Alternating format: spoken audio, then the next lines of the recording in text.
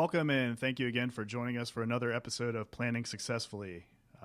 Today in the studio I have a colleague of mine, John Sugg. John and I have been working together for about 8 years now since John joined Davis Matthews and Quigley, and he and I work pretty closely on a normal basis.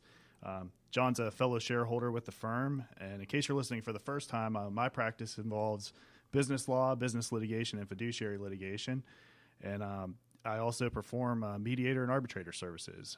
I also want to give John an opportunity to say hello on the mic, introduce himself briefly before we jump into our topic. Thanks, Matt. As you mentioned, I worked closely with you for the past 8 years. My practice primarily involves business litigation and business law. These are issues such as breach of contract, promissory notes, personal guarantees, landlord and tenant disputes, business torts. Besides just actually litigation, I do enjoy and do quite a bit of just general advice for clients regarding the business issues that they may have. These would be basically advice regarding contractual rights and obligations and any other legal issues that they may have pertaining to their business. Thanks, John.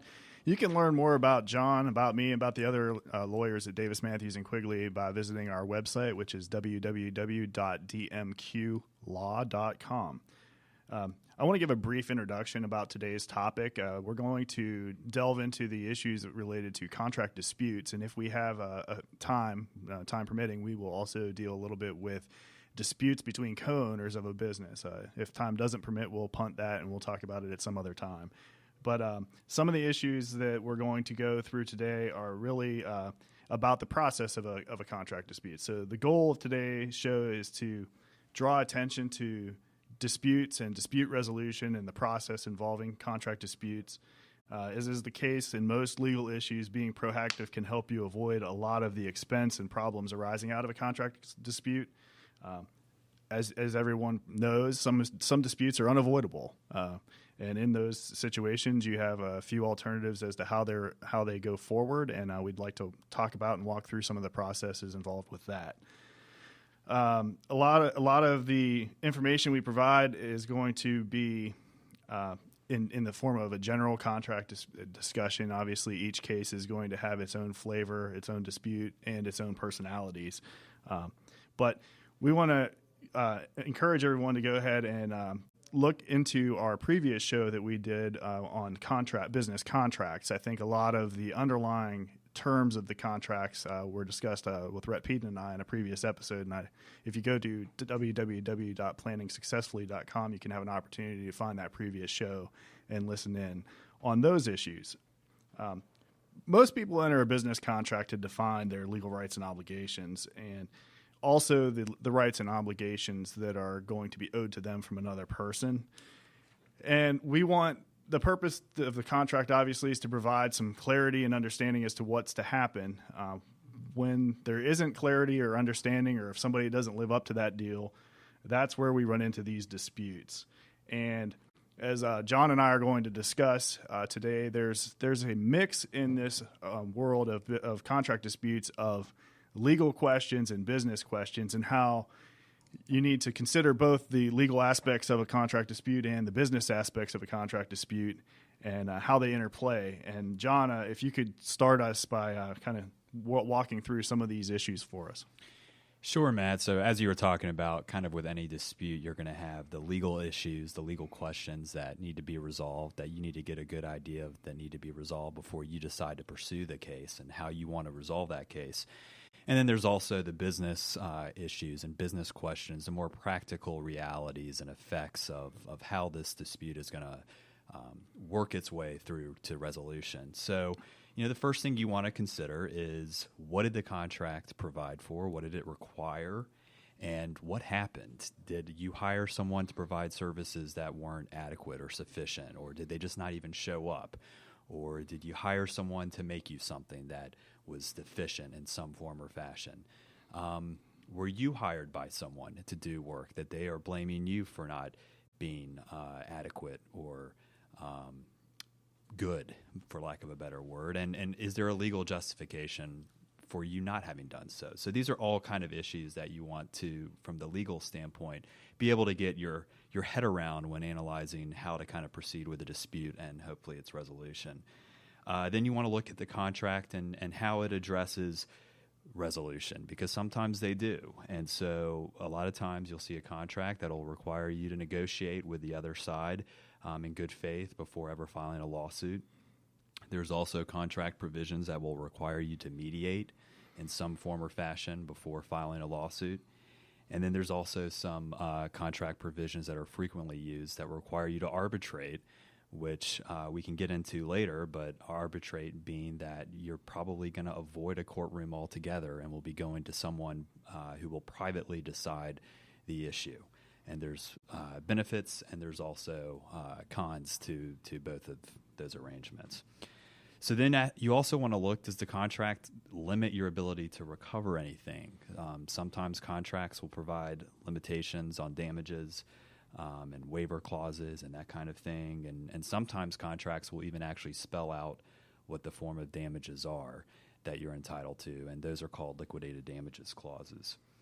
So just to kind of now turn to basically what you do in terms of a business and practical standpoint, one of the first questions is whomever your dispute is with, is this someone that you want to continue a relationship, a professional relationship with, and how to proceed from there? It's basically, do you want to burn this bridge? Do you feel comfortable doing so? The next question is the issue substantial enough for you to even want to fight? Litigation, hiring an attorney, obviously comes with it attorney's fees and other expenses associated with that. And so is the amount in controversy worth moving forward? And John, and with respect to those two issues, do you want to continue to do business with these folks, and is this issue substantial enough to fight about? Those issues can be somewhat interdependent. If you want to do business with someone going forward, you may be willing to tolerate a little more of a substantial departure from the contract than you would if it's someone that you no longer have an interest in continuing on with the business. So I think, while these are separate issues, I think it's also important for the audience to understand that some of these issues are intertwined. That's an excellent point. The next thing I think you need to consider is, are you willing to accept how this is going to affect your business and even your personal life as well? Costs, I alluded to it earlier. Those can get very expensive and very quickly so. It requires time to resolve a dispute, however you decide in going about it, whether it be through litigation or some other alternative form. Sometimes with litigation, it can literally take years. It can take years to even get a trial court to render a decision, and then if someone appeals, then you're dealing with another year at least, probably after the actual decision is handed down from the judge as to when you will get a quote-unquote final resolution from the courts. The time and the energy and the effort associated with this is also going to could be a distraction to you and how you run your business and the operations that are required of you on a day-to-day basis. You're now taking on another load of having to manage and address the litigation or the dispute that you're involved with. There's obviously uncertainty. You think you're right, another side thinks they're right, and so you have no idea at the end of the day what a judge or what a jury will do. It's something we always tell our clients. Bad cases are sometimes won, and good cases are sometimes lost. There's also just stress. It takes time and energy and effort to do these things. In any dispute, usually you're going to be required to search through voluminous documents and do document production. At a minimum, there's depositions that are involved. And then if there is no arbitration provision or anything like that and the sides can't agree for that, and are you comfortable going to court, which is a public forum to resolve a private dispute, and the issues that come along with that. And John, before you move on, I want to also kind of emphasize with the stress, there's the distraction. I oftentimes tell folks, if you're involved in litigation, you're focusing on litigation. If you're in business, you're focusing on your business. So in other words, if you make widgets or you sell a service, what you need to focus your time and effort on is making those widgets and selling those services, not spending your time in a courtroom or in a deposition or dealing with document productions or litigation. So if you're in litigation, it has to be because you need to be in litigation, because the emotion that may be on the front end with folks as to, hey, they breached their contract, let's go fight. will wear off over time normally, and then they will be facing the fact that they've spent a lot of time and effort in the litigation realm when it's distracted them away from doing their business, and now their business is suffering because of the fact that they're devoting their energy towards litigation. Right, and what goes along with that whole concept that you've talked about is collectability. At the end of a case, if it works its way through the court system, you're given a piece of paper. It's called a judgment. It says that you are entitled to X amount of dollars. If the other side doesn't have it, we're left with the old saying that you can't get blood out of a turnip. Now, some people are okay with that. Some people just want that piece of paper out of a sense of justice, of being wronged, and are willing to do what it takes to pursue that. If you are looking at it from a business standpoint, you're probably more concerned once you get over the emotional kind of turmoil that sometimes this can cause, you're looking at compensation. And so if the ideal and the end goal is for compensation and to be adequately compensated, then collectability is certainly an issue about your potential defendant that goes hand in hand with the attorney's fees and other costs that will drive the litigation. So when you're trying to analyze about how collectible a judgment might be, you want to look at how healthy the business is, how long it's been around, to what extent there is any sort of interplay between its owners and its people who are making the decisions and their own personal finances. By that, I kind of mean commingling and that kind of thing. If you know that the defendant is possibly commingling funds with his business when he shouldn't be, and kind of disregarding the business as a separate entity and using it simply as an alter ego, then you may find an additional source of recovery if your business, if it's a dispute with another company, by going after that person individually. The law will sometimes allow you to do that. With regards to attorney's fees, nearly every single client in a dispute is going to ask, well, how do I get my attorney's fees? As a general matter, Georgia follows what's called the American rule regarding attorney's fees, and that means that we kind of have this presumption that in any dispute, each side pays their own way with respect for attorney's fees. Now, that can be overcome by statutory language. If a statute specifically authorizes someone to recover attorney's fees, or if your contract at issue specifically authorizes the recovery of attorney's fees, then those are available means for a litigant to be able to pursue those. The most common example, if it's a contract authorization of attorney's fees, would be a prevailing party clause. And typically that's kind of, as the name suggests, it says whoever prevails in this dispute will be paid attorney's fees. So you see those in a decent amount of contracts. Then there's various statutes that authorize attorney's fees. Probably the most common one, especially in the business context, is if before the litigation arose, if the other party acted in bad faith or was stubbornly litigious or caused you unnecessary trouble and expense to litigate this matter, a jury could award you attorney's fees for that. And John, before you go any further on that, I think the word could is important there because even in situations where the statute provides for or the contract provides for attorney's fees, that doesn't necessarily mean that your client is going to receive a recovery or an award that's equal to the amount of money that they actually had to incur and pay to dispute the case. It's up to the trier of fact, in most cases, in the jury's hands as to how much of those attorney's fees will be awarded to the party in the action. Absolutely. The jury, assuming that they decide that you are entitled to attorney's fees, which is kind of your first checkbox if you want to get them, then the next checkbox is proving that the attorney's fees are reasonable and necessary. There are a couple of exceptions on that are kind of, I don't think we can get into, but for the most part, you're generally having to prove that your attorney's fees were reasonable and necessary. And so that gets into all sorts of issues, and a jury or a judge will come back with a number, and typically on appeal, those are pretty hard to kind of get over. It's pretty hard to get a court of appeals to second guess what a jury or what a judge's determination as to the reasonableness of attorney's fees and expenses were. So there's a couple of statutes that once you're kind of engaged in litigation that will authorize attorney's fees if there is just a complete absence of any justiciable issue of law or fact that it could not reasonably have been believed that a court would accept the other side's position. That may be a way for you to get attorney's fees.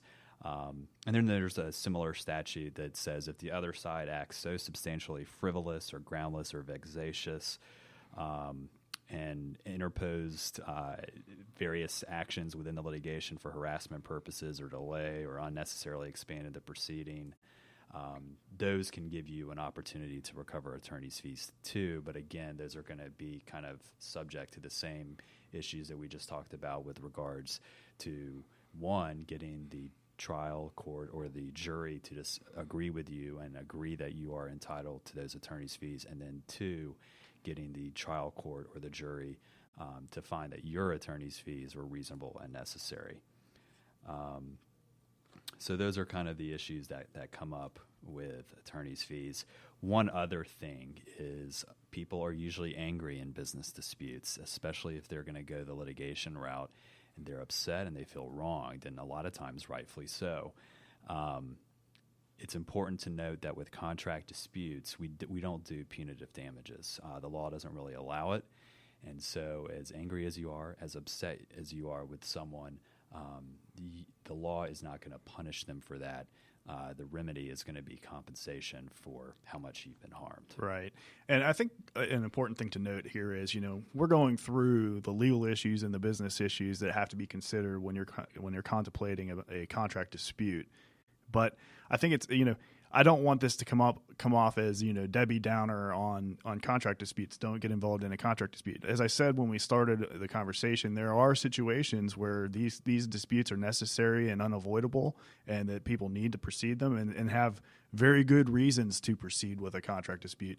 I think the content of what we're talking about here is more in the context of, if you do it for the right reasons, and do it with your eyes wide open, understanding the impacts of the contract dispute. This is not a discouragement of a contract dispute. It's more or less, if you're going to do it, we want you to be educated as to these issues so that later on you don't say to one of us, hey, man, why didn't you tell me about the level of distraction or the level of attorney's fees? Or you want everybody to know the playing field before they get onto the game. And I think that's the important part with respect to some of these issues. I want to kind of segue from the basics that we just talked about into alternative dispute resolution. You had mentioned earlier, John, that in some contracts, the contract provides for some form of alternative dispute resolution, and I think you named arbitration as one of the alternatives. And I want to make a quick distinction between mediation and arbitration before I get into this. And in a case where you're mediating, you're going to use a third party, a mediator, to help facilitate a conversation between the parties so as to try to reach a settlement that is acceptable to everyone. If one of the parties in the mediation does not like the suggested remedy that's on the table, the settlement proposal that's on the table, that party can walk away. The mediator at the end of a mediation does not make a decision. So the mediator is not going to say, John, you and Matt are in a dispute. John, I think your side's right, and Matt, you need to pay him. That's not the role of a mediator. The mediator is to walk back and forth and try to facilitate between John and I a settlement of our dispute in a way that both of us can then walk away from it and be satisfied that we're done. It's over. Now, there's a difference between mediation and arbitration in the context that an arbitrator does make a decision, and you present evidence in a hearing to an arbitrator much like you would in a courtroom to a judge and jury, except that it's a more private, a little less formal, and you present the case you take testimony, you have witnesses sworn in, you take testimony, and at the end of the arbitration hearing, the arbitrator or panel of arbitrators will render a decision. They're not at that point in time asking you if you're satisfied with the decision and you want to settle the case. This is not a settlement. This is a decision. So the arbitrator makes a decision, and that is the end of that case. So let's talk a little bit about arbitration and mediation, mostly arbitration. To start, as I mentioned at the beginning, I am a registered mediator and arbitrator with the state of Georgia. And even though I will nevertheless say that sometimes you're better off litigating a case than going through one of these procedures. And sometimes you are, sometimes you're not. It's dictated by your situations. It's dictated by your facts. some of the proposed benefits of an arbitration. You'll hear oftentimes that arbitration is faster, or arbitration costs less than litigation. Or you can select an arbitrator that may have particular knowledge regarding the subject matter of the dispute, so that the person deciding your case knows more about it than the typical judge or jury would. And the other kind of most notable one is that it's private. It's not involved in the court system. Those benefits are all there if the arbitration clause properly provides for them. Speed depends a lot on the party's schedule and the schedule of the arbitrator. Some arbitration companies are very expensive, have very expensive fees, and have a very distinct process that takes a lot of time to walk through. In those situations, you could actually pay more than you would if you went through litigation. Because you're paying the arbitrator. In the typical litigation case, you're not paying the judge and the jury for their time to listen to your case, to decide your situation. But in an arbitration, you are paying the arbitrator a fee. Do you want to talk about those fees just real quick? Fees between arbitrators, the parties in advance can typically agree in advance, to split those fees. But then even sometimes they can agree in advance that the prevailing party will have its costs of the arbitrator covered by the other party. That's true. One party can agree to pay for arbitration. They can obviously in the contract agree to split the fees. And in some cases, in a lot of cases, the arbitrator also has the ability to shift the fees depending on the outcome of the case itself. So one of the benefits on time is that, so we get through the scheduling issue itself, but one of the benefits with respect to time is that you have very limited appeal rights. Once an arbitrator makes a decision, it's pretty well a final decision in that case. You have a very, very limited appeal right. That's great for speed. It does provide a downside. I mean, if the arbitrator gets it wrong and you know the arbitrator got it wrong, you have a very limited ability to fix that problem. It is what it is. It's almost certainty at that point in time that you're going to be stuck with that decision. If in the context of an appeal usually takes a year, so you're eliminating that time frame. But like I said, the downside is that you're really stuck with the decision the arbitrator makes. A lot of arbitration clauses select the arbitrator to be through a certain company. Some, like as I mentioned before, some have very high fees, so the cost is dependent on the selection and the way that the contract provides for the arbitration to proceed.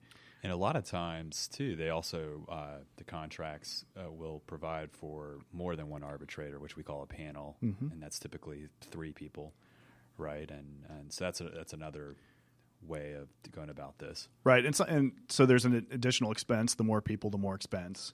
The trade-off is you pay more, but you have 3 people that have to kind of come to a conclusion as opposed to one person to come to a conclusion, and hopefully in doing so, you mitigate some of the risk that the arbitrator gets it wrong. But it's a trade-off. A lot of these, there are a lot of business decisions here that a client has to make, and this is one of those things that most of the decision-making process involving arbitration is done at the time you draft and negotiate and enter into your contract, not at the time that you reach a dispute after the things have gone wrong with the contract. Arbitrators' knowledge, as I mentioned, the parties do have the ability to have some input into the selection of the arbitrator. Usually that's really great if you have something that's very industry specific and you need to deal with it in that context.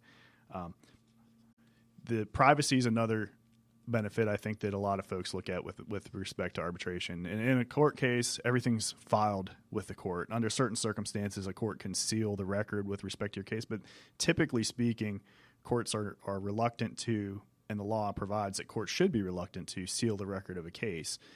The alternative to that with the arbitration is that everything is really private. It's off the record. The only thing that really ends up on record is when the arbitrator's award gets confirmed at the superior court level after the fact.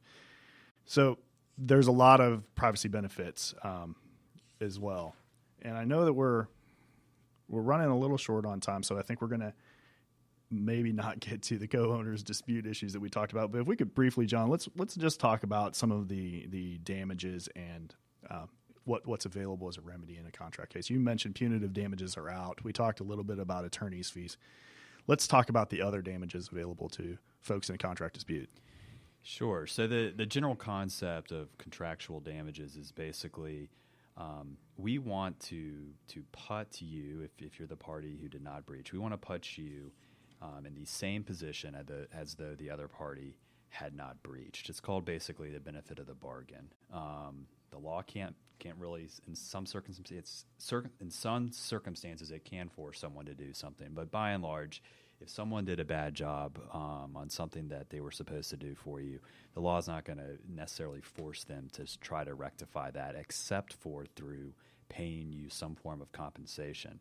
And so generally the idea behind actual damages is we want to put you in the same position as though the other side had actually done what they were supposed to. The counterpart of that policy is that we don't really want to put you, or the law doesn't really want to put you in a better position than if the other side had actually complied with their contractual obligation and that kind of thing. So generally that's kind of what the standard is. That's called actual damages. Those are the most common that you're looking at. There are other forms of damages called remote or consequential damages, which can include lost profits that are kind of not the direct benefit of the bargain of the contract that you agreed upon, but kind of down the channel of the kind of chain of effect that the breach may have caused. Typically, those are hard to come by, but under circumstances, the law will allow you to do that. I definitely don't think we have time to really get into that kind of thing. That's kind of the general framework and kind of the way that we approach resolving the damages standpoint, but that's assuming that there's no liquidated damages clause. Right. So liquidated damages, John, as you mentioned, it's when parties agree in a contract that if the contract is breached, the damages will be X. The concept is to negate the need for litigation to determine the amount of damages. The problem is there's a very specific test on what you have to do in order to make this an enforceable agreement. And most times parties don't go through that process so as to perfect the ability to collect those liquidated damages. And the result ends up being quite contrary to the purpose. The purpose is to avoid litigation, and then oddly enough, you end up litigating the issue of liquidated damages as opposed to getting the liquidated damages. So if you're going to do the liquidated damages, you need to meet the test, or you're going to spend more money fighting about the clause than you are the remainder of your damages. Another quick issue on limitation of liability provisions, in a contract, you can limit the amount of money you can collect as damages if you breach the contract. So if John breaches a contract, he could have a contract that says, I'm only entitled to receive up to the amount that I paid John within the last 30 days. Generally, these are enforceable, so you need to be very careful about what you put in your contract to limit the damages. We don't have time today to get into the disputes between co-owners that we had hoped to reach, so I think we'll have to save that issue for another day. I do think that we've again scratched the surface of a very in-depth, complex issue, so we're not going to be able to provide everything about a contract dispute today, but I think this gives you a general flavor of some of the business and legal considerations that have to be taken into account when dealing with a contract dispute, when you think someone hasn't lived up to the contract or they think you haven't lived up to the contract. We're just about out of time. As you can tell, contracts can be – the language you use in a contract is very important. And going back to my previous show on the contract issue, but – your rights are really set at the time that you form your contract. So you have to be very careful about what you do agree to. Some of these disputes can be avoided. Some can't. You have to go forward. Unfortunately, that's just the when you enter into a contract, you're hoping that somebody is going to live up to their bargain. You're going to try to live up to yours. But I think we're just about out of time. So I want to thank everyone for joining us for this episode of Planning Successfully. You can learn more about DMQ and its attorneys at www.dmqlaw.com. You can follow DMQ on Twitter at DMQLaw. You can follow me on Twitter at Matthew Theory. You can reach us by telephone at 404-261-3900. Thanks again for joining us for this episode of Planning Successfully, and please join us next time for another episode. Thank you again for joining us and our guests on Planning Successfully. Use the social media links here to share today's show and stay tuned for the next episode of Planning Successfully.